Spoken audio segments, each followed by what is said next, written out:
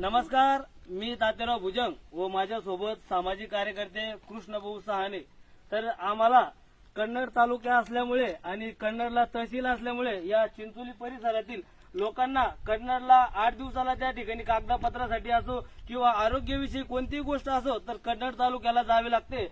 तर कन्नड तालुक्याला जात असताना करंजखेड ते साखरवेल या रस्त्याचे हाल आपण या ठिकाणी पाहू शकता की गुडघे इतके खड्डे या रस्त्याने पडलेले आहे आणि मोठमोठे दगड या ठिकाणी वरती आलेले आहे. तर या रस्त्याने 2 व्हीलर गाडी 4 व्हीलर गाडी वापरत असताना अक्षरशः जीवाचं पाणी करून या रस्त्याने या ठिकाणी वापरावे लागते. खूप मोठ्या प्रमाणात ऍक्सिडेंट या करंजखेड ते साखरवेल या रस्त्याने होत आहे. 30-40 वर्षापासून या रस्त्याची जी हाल आहे तीच हाल आहे.